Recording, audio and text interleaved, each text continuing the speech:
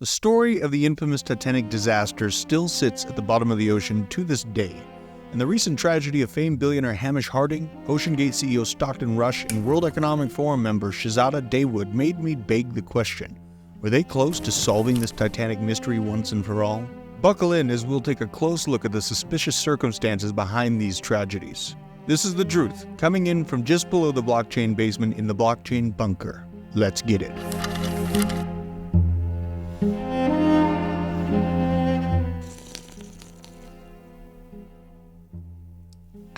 The mystery of the Titanic is a story that will continue to fascinate people for years to come. There's a dark connection between the creation of the Federal Reserve and the coincidental details of the sinking of the Titanic that raise some very serious questions.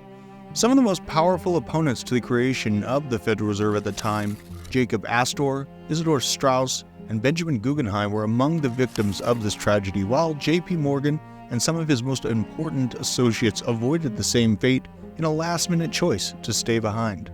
Here is an interesting note on Isidor Straus. The currently missing Titanic explorer Stockton Rush, CEO of Oceangate, is married to none other than Wendy Rush, a direct descendant and great-great-grandchild of Isidor Straus. Another part of this Titanic story that surely raises some questions left unanswered is the company that owned the Titanic, the White Star Line, was also owned by J.P. Morgan through a trust, which ultimately received a $5 million insurance payout following the disaster. In the years prior to the Titanic's fateful voyage, America was caught in a position of financial strain, as the crisis of 1897 and 1907 caused the American government to lean on none other than J.P. Morgan, who at the time had turned Carnegie Steel and other major steel companies into the world's first billion-dollar company, U.S. Steel. This positioned Morgan into an insurmountable position of strength and political sway, as the company made up 40% of American capital at the time.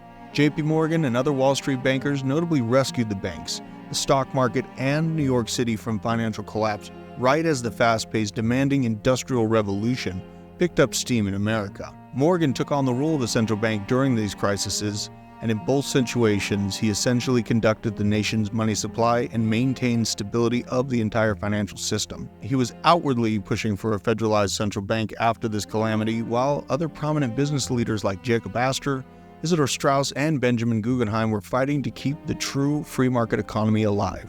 You fast forward from 1907 to 1912, and the world is on the brink of a world war.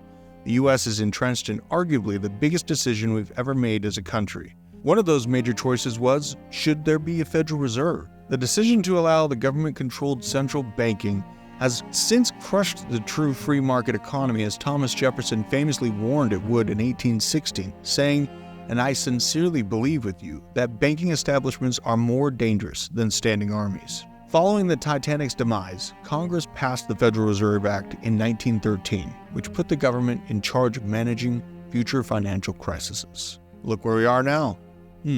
Many people also don't know that the Titanic has an identical twin ship, the Olympic. This particular vessel needed a major repair to the propeller, and was also said to have suffered major damage to the hull. The Olympic was not insured for these repair costs, which meant Morgan was going to be left with that bill. Could Morgan have swapped the labeling for the sister ship Olympic and set it off to sail simply labeled as the Titanic on a voyage that was doomed from the start, while simultaneously taking out rival millionaires like Jacob Astor, Isidor, and Benjamin Guggenheim? And was the crew of Oceangate going to expose this detail on their tragic voyage? Whatever the case might be, after the Titanic sank, Congress achieved its goal and passed the Federal Reserve Act, which has put us in the situation we are in now, with a Federal Reserve in control of our entire monetary policy. Governments lose their ability to govern if they are beholden to a centralized financial system, and this is the problem with our current day and age.